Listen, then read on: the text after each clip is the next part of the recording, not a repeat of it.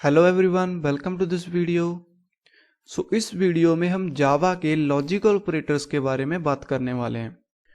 और इससे पहले की वीडियोस में हमने अर्थमेटिक ऑपरेटर्स, असाइनमेंट ऑपरेटर्स और रिलेशनल ऑपरेटर्स को डिस्कस कर लिया है। और अगर आपने वो वीडियोस नहीं देखी तो आप एक बार उन वीडियोस को देख लीजिए। Let's start our logical operators.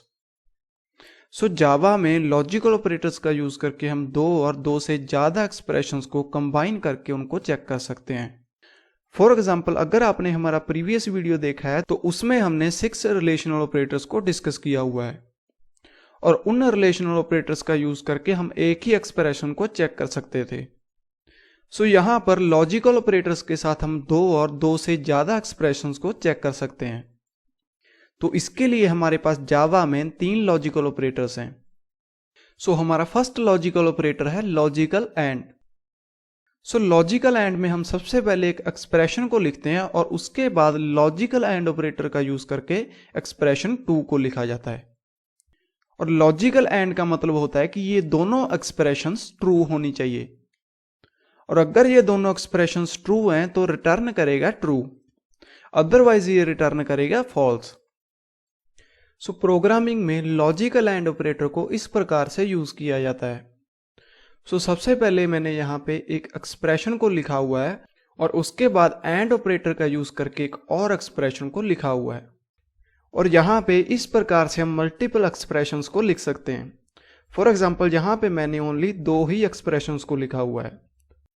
तो यहाँ पे अगर ये फर्स्ट एक्सप्रेशन ट्रू होगी तो उसके बाद सेकंड एक्सप्रेशन को चेक किया जाएगा, और अगर ये भी एक्सप्रेशन ट्रू होती है तो इफ के अंदर जो स्टेटमेंट्स हैं वो सभी की सभी एग्जीक्यूट हो जाएंगी।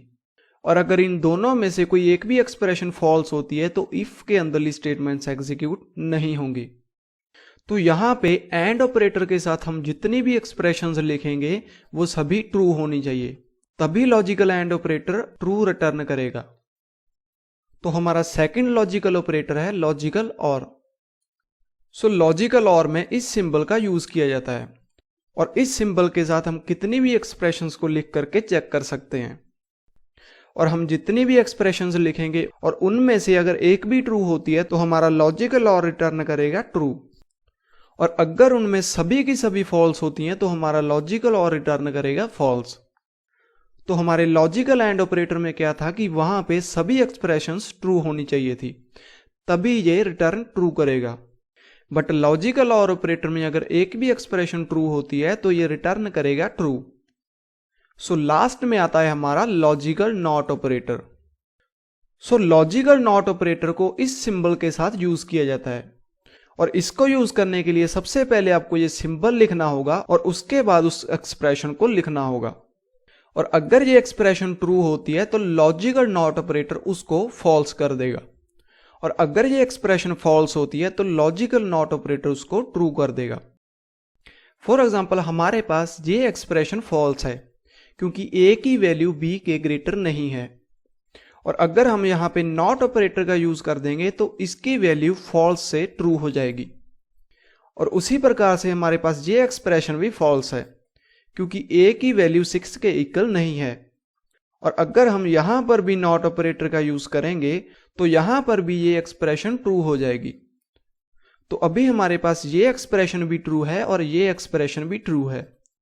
इसीलिए हमारा एंड ऑपरेटर भी ट्रू रिटर्न करेगा क्योंकि यहां पे दोनों वैल्यूज ट्रू हैं। लॉजिकल ऑपरेटर्स को और अच्छे से समझने के लिए आप इस टेबल को देख लीजिए। और अगर आपने जावा लैंग्वेज से पहले कोई और प्रोग्रामिंग लैंग्वेज नहीं की है तो इन ऑपरेटर्स को समझना आपके लिए थोड़ा मुश्किल हो सकता है, क्योंकि इन ऑपरेटर्स को प्रैक्टिकल से ही अच्छे से समझा जा सकता है।